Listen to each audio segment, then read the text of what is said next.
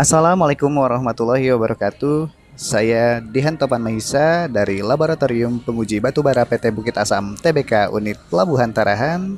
Kali ini izinkan saya untuk menyampaikan resume materi mengenai manajemen keuangan, yaitu tentang laporan keuangan juga disertai dengan arus kas versus laba rugi.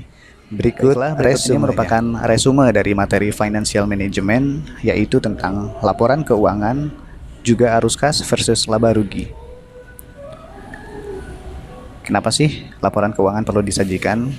Bagi para perusahaan atau pelaku bisnis, itu perlu membuat laporan keuangan. Fungsinya adalah untuk memberikan informasi kepada investor bahwa investasi yang mereka berikan kepada perusahaan akan memberikan keuntungan atau laba. Laporan keuangan terdiri dari 3, yaitu neraca, laporan laba rugi, dan juga laporan arus kas. Neraca itu memberikan informasi mengenai aset lancar, yaitu berupa utang lancar, kemudian aset tidak lancar, yaitu utang jangka panjang, dan juga ekuitas. Laporan laba rugi memberikan informasi mengenai pendapatan dan juga biaya. Dan juga laporan arus kas memberikan informasi mengenai biaya operasional, juga investasi. Laporan mengenai biaya rutin untuk operasional yang dikeluarkan, serta pendanaan untuk keberlangsungan kehidupan perusahaan. Laporan keuangan yang sudah disajikan ini, kemudian kita lakukan analisis. Analisis ini penting sekali untuk dilakukan untuk memberikan gambaran secara umum mengenai perusahaan, juga kondisi vertikal horizontal ini memberikan informasi kondisi keuangan perusahaan dari waktu ke waktu atau dari periode ke periode, misalkan dari tahun sebelumnya ke tahun saat ini. Kemudian analisis laporan keuangan juga memberikan informasi mengenai rasio keuangan, potensi kebangkrutan, dan juga bond rating. Bond rating adalah rating kemampuan perusahaan untuk bisa meminjam uang atau berhutang kepada pihak lain, bank dan sebagainya.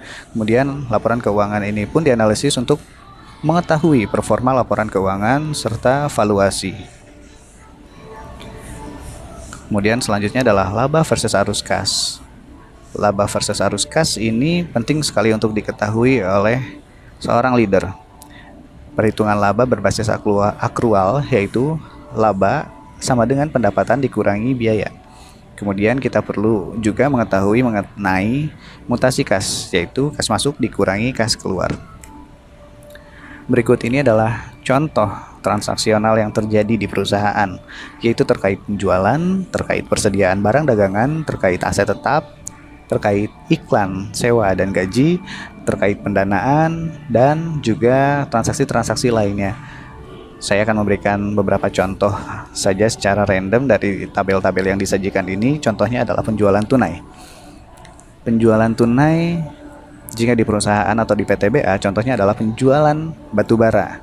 Katakanlah secara tunai, transaksi yang dilakukannya penjualan tunai ini, maka akan masuk ke dalam kolom arus kas masuk. Artinya ada sejumlah uang yang kita terima, itu masuk ke dalam kolom kas masuk.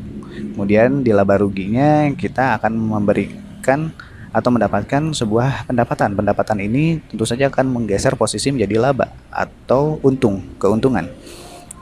Jadi dari penjualan tunai batu bara yang kita lakukan, kita memiliki kas masuk, uang, sejumlah uang yang kita terima, dan juga pendapatan yang akan menggeser kondisi laba perusahaan. Kemudian contoh yang lain adalah dari membayar gaji karyawan bulan ini. Membayar gaji karyawan bulan ini arus kas, ada kas yang dikeluarkan di bulan ini, yaitu gaji yang dibayarkan kepada para karyawan yang akan masuk ke dalam kolom arus kas keluar. Sedangkan di laba rugi nanti dia akan masuk ke kolom biaya. Biaya ini juga akan mempengaruhi tingkat laba rugi, atau jika banyak biaya yang dikeluarkan juga akan menggeser potensi rugi pada perusahaan.